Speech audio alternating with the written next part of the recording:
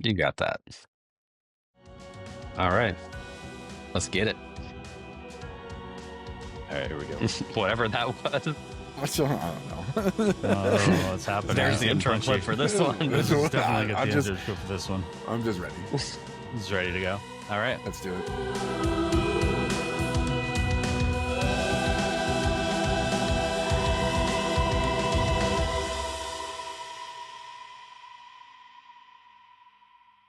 Welcome, foolish mortals, to Grim Grinning Dads, the show where three Disney-obsessed dads share travel tips, hot takes, and a whole lot more. I'm Charlie, and I'm joined as always by Tyler and Caleb. This week, we're going to be sharing our top 5 Disney World restaurants. We have not shared these with each other ahead of time, so you're just getting our real-time reactions. Before we dive in, I just want to remind everyone that the three of us are part of a team of travel advisors who specialize in Disney destinations, but we are in no way affiliated with, employed by, or representing the Walt Disney Company. Everything we share here is purely our own thoughts, opinions, and experiences. Caleb, let's kick it to you for your top 5. Man, all 5 right now? All 5. Okay, we're going to start from the bottom up. Top 5. I am going to give you an honorable mention. Okay, because the last time I was at Disney World was this last July, and I made it to Geo 82. Okay, not a full-on restaurant. Okay, it's an adult-only lounge. But oh my goodness, the drinks were amazing. The appetizers were fantastic. The whole venue was incredible. And what was really cool is that when I was in Geo 82, it began raining outside. So I got to watch everybody get rained on while I was inside, nice and dry, having an old fashioned and appetizers. So I'm very much excited to go back to Geo 82. I unfortunately am not able to get into Geo 82 on my next trip, but that's neither here nor there. Starting off with number 5, Ohana. Okay. Ohana is incredible. Meeting Lilo and Stitch. The food was fantastic. It's in the Polynesian. Being able to just hop onto the monorail and make it all the way to Magic Kingdom right after breakfast was amazing. So I'm a big fan of that. Number 4 is going to be Steakhouse 71. Steak, obviously can't go wrong with that. It's an absolutely incredible experience. Steakhouse 71 right there in the Contemporary. I think the last time I was there, I had the what did I have? Oh, I had the ribeye. Super good. Incredible. Highly recommend. 10 out of 10. Number 3, Beaches and Cream. Because you can get the whole kitchen sink. Like you can get your burger, you can get your fries, you can get your soda pop, and then you can finish it off with a kitchen sink. And How big is the kitchen sink, Caleb? What? How big is the kitchen sink?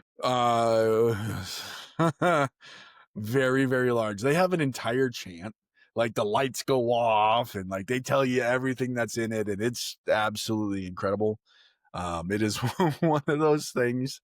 The first time I saw it, I was intimidated. The second time I saw it, I said, I need that.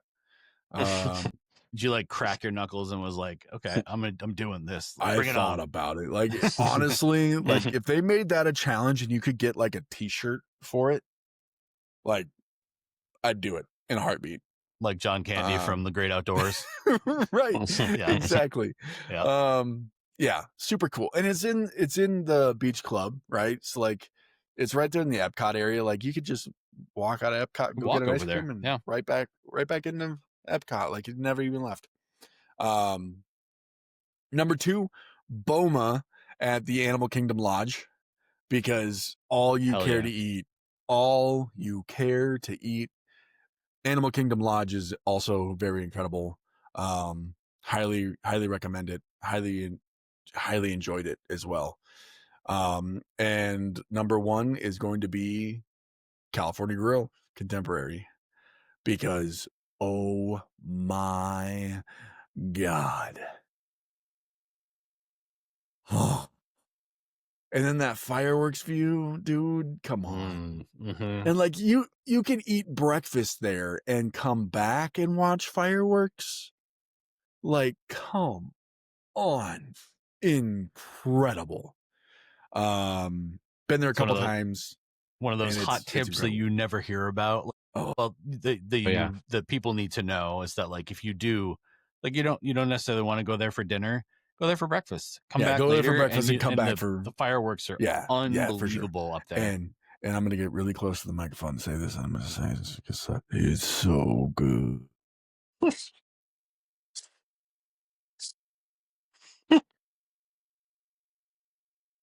What's so good about it? Everything.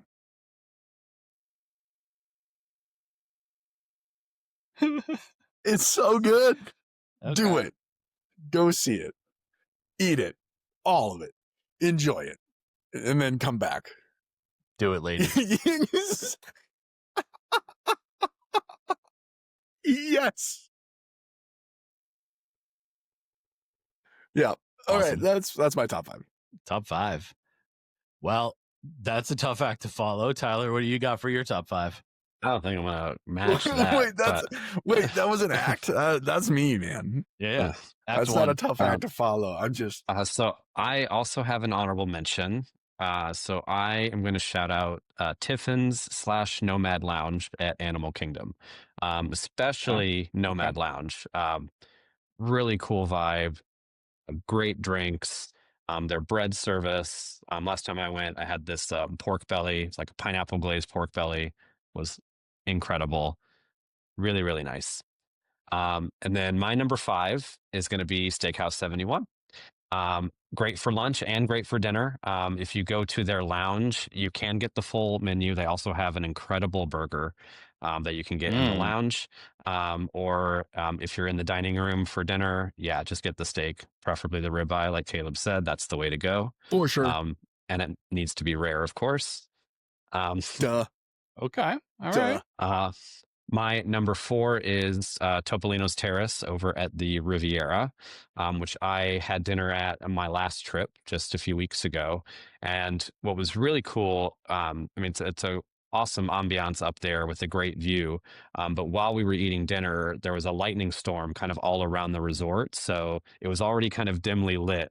And then it's being lit by the lightning strikes around it. And it was just this incredible vibe. And then you have this amazing food as well. Their bread service was great. I had these red wine braised beef cheeks that were delicious. So good. That sounds so good. My number 3. Really hungry. Oh yeah. I got dinner after this. I can't wait. Nice. My number 3 is also Boma over at Animal Kingdom. Easily the best buffet I've had on Disney property. Especially the pork ribs were the standout for me. Animal Kingdom probably has 3 destination kind of dining places out there. A couple of which I haven't tried yet, but I've heard from enough people that I just trust that they must be amazing. But Bomo's the only one that I can speak to personally, and it is well worth the trip out of your way to go to Animal Kingdom Lodge. Yeah. My number 2 is Shiki Sai over in Epcot in the Japan Pavilion, which is a sushi and izakaya restaurant. Really, really cool vibe. We sat near the window, so you have this awesome view of the World Showcase Lagoon. And if you were there close enough to fireworks, you can watch the fireworks show from the restaurant, which is awesome. And they have amazing sushi, and I got these assorted skewers. So they had like a beef, a chicken, and a shrimp skewer that were all delicious. I cannot recommend that enough. And my number 1 is also California Grill over at the Contemporary. So for all the reasons that Caleb mentioned, amazing food, because it's incredible, amazing view. And if you're like me and disappointed with the food options in Magic Kingdom, just hop the resort monorail over to the Contemporary, have a nice meal, and then you could head back to the park. But then make sure you head back to watch the fireworks with the better view from the terrace outside of California Grill. In fact, Tyler, you and I have a picture out front of that or on that terrace together. Oh, yes, we'll have to post that for everyone to see. Yeah, we will. That's crazy. You guys both chose the same one. Crazy. All right. So my top 5. You can't help it that we're right. I cannot help it that you have opinions. Tyler and I are correct.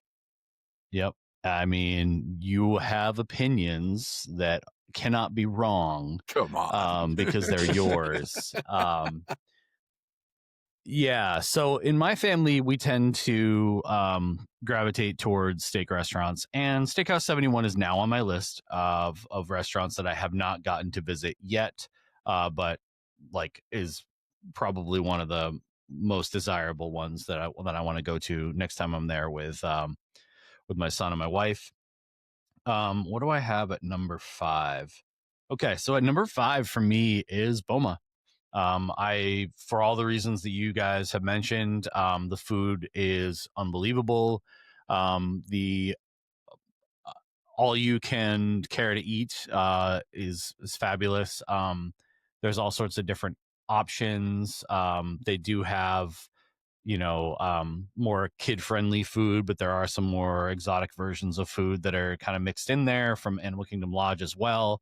Very, very cool restaurant. And one thing to kind of point out there too is they do have a lot of different gluten-free options.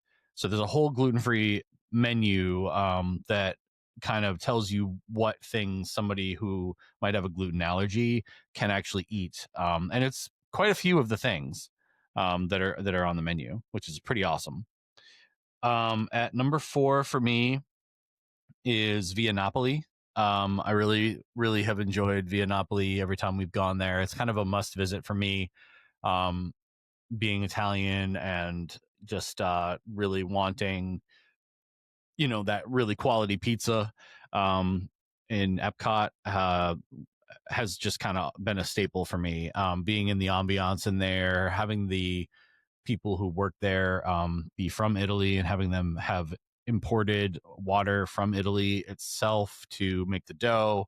And then I forget, are they dragon heads that are the flame Like they're like, well, they're named for volcanoes. I know that, but they're like, aren't they like the gods or something? Yeah. Something like that. Yeah, they're like the gods. Yeah, that always is. I always like, I'm looking over there. It's like when they have a TV on in the bar, but instead of that, I'm just looking at the flames coming out of there, the oven. It's pretty sweet. I love that. And they also have all sorts of other different Italian food that would appeal to somebody who doesn't necessarily want to have pizza from there. And it's also kid friendly. It's not like the real fancy pizzas that are going to throw off the kids. At number 3 for me is more of a recent one. It's Trattoria El Forno over on the boardwalk. And we've gone there for breakfast a few times. And I am a breakfast person. Boma stands out for me as a breakfast place, as well as Trattoria El Forno. They have this dish called Eggs Al Forno, which is it's all sorts of delicious eggs and cheese and sausage and all this stuff mixed up in like a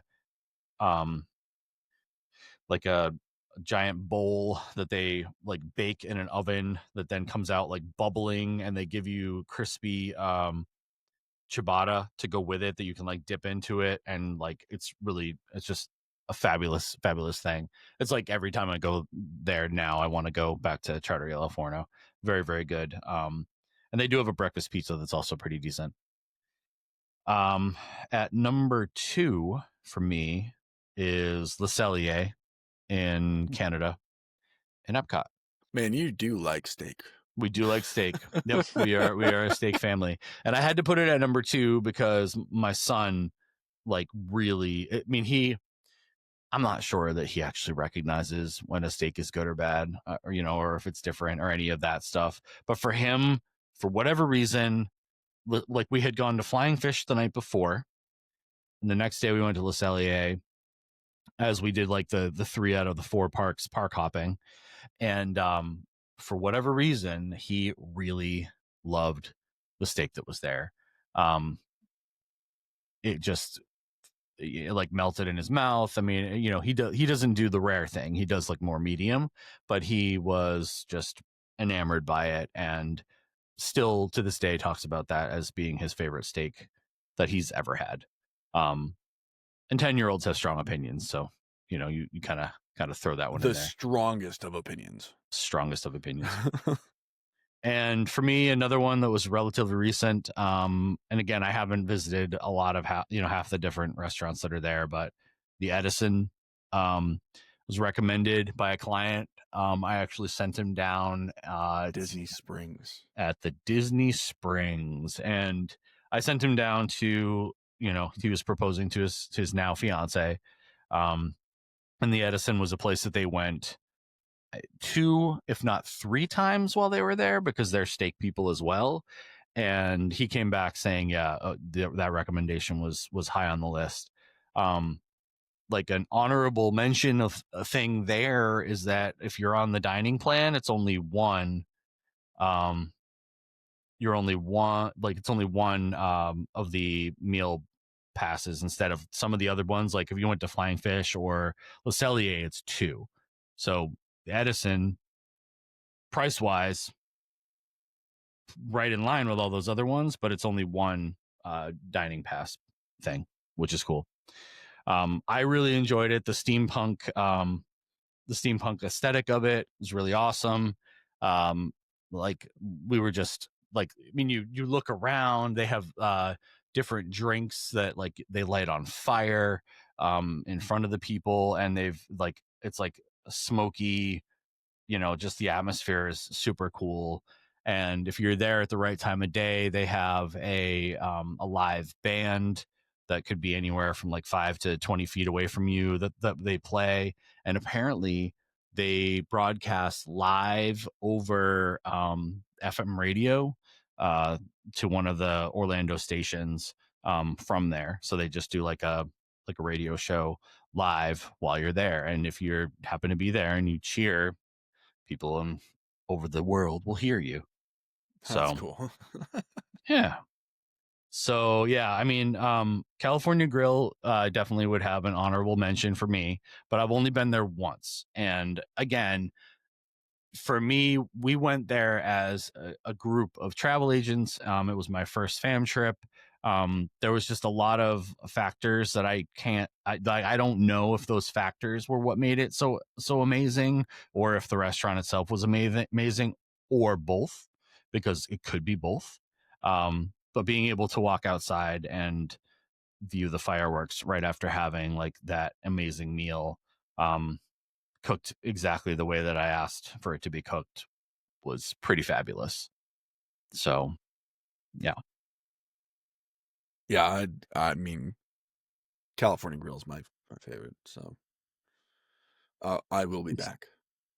Oh yeah. What else same. have you guys gotten there that like if you're do you just get steak every time you go there, or is there something else that you guys have gone to? No steak. We get Just steak every time.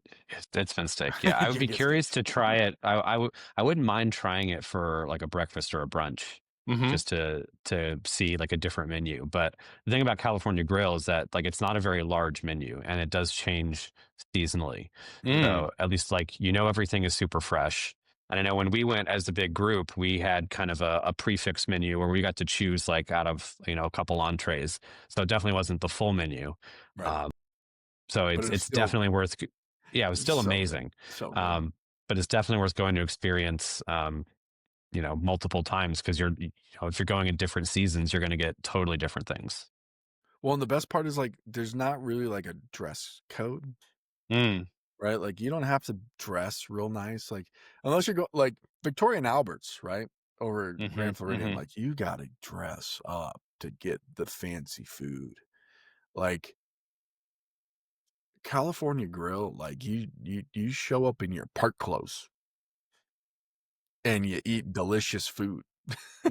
Like there's no, like it feels like you should be a little bit more dressed up, but like you show up in your park clothes. The amount of Minnie Mouse ears that I've seen in that restaurant astounds me. and I'm all for it. I'm game. Absolutely. I get the delicious food of like what would be a 5-star restaurant in my book, and then I don't have to wear 5-star restaurant clothes to win. Yep. Yeah. I mean, it really was a fabulous experience. Like I certainly kind of look forward to checking it out with fresh eyes that are not there again with our travel agency for the first time, like just being able to experience it outside of that. But it was I know like it's a memory that I will never forget. And again, we had a private room, and then we're able to walk out as a group, watch the fireworks, take videos, lots of pictures. I mean, it was a lot of fun. So I look forward to when we do our list of restaurants we haven't visited that we want to. That I think will be a fun topic. But Casey's Corner. Casey's Corner. That would have been on my list if there was a sit-down restaurant, but it's not sit-down. It's quick service. That's fair. And honestly, it would have been a tough decision between California Grill and Casey's Corner. Come on. What? It would have been, yeah. You're out of your mind. No, dude, there's nothing we wrong. Like, we already there's did the hot something. takes episode. The hot takes episode happened So- before. This is not the hot takes good. episode. Hot dogs, dude. All right, Like, there's explain. Hot dogs. Now I need Hot you to dog. explain. That's the best Hot thing dogs? on property. Come on. Hot dogs? I'm not saying it's the best thing on property. It's just the best You're experience. saying you would rank it over your number one choice. It'd be tough to not, yeah. Oh man. Holy moly. Because like Wow. getting a Casey's hot dog and then like watching the fireworks, it's just good. I can eat a Like, hot laugh dog at is home and happy. watch the fireworks. But it's not a Casey's Corner hot dog. Or better hot dogs. It would have to be That's a unbelievable problem. hot dog to I mean, it's an unbelievable hot dog. but that's gonna rival what you got at California Grill. I'm not saying it's better food. I'm just like, I like the experience is better You like the because it's experience is in the better. park. If Okay. California Grill was in the park, I'm by all means. I am interested in checking it out, and I will Casey's reserve Corner? judgment until Well, no, but Until then. the big one of the big selling points of California Grill is that it's not in the park. right? That's fair. And it's That the is, vantage yeah. point that it gives you. It would lose some of that if it was in the park because you wouldn't have the same view for the fireworks. That's true. That's true. So the best way to round it off is you go there for breakfast, get a Casey's Corner hot dog for lunch, and then go back there and watch the fireworks. Oh, you could definitely do that. That's a win. You could Or definitely do about that. 3 orders of the cheeseburger spring rolls. Or that. Or that. Yeah. Or that. Like, All right. you So get now the that we cheeseburger are spring roll. all sufficiently hungry, even though I am so hungry right now. it's 9:45 on the East Coast here as we're recording I'm this so podcast hungry live. right now. We're going to wrap this episode of Grim Grinning Dads.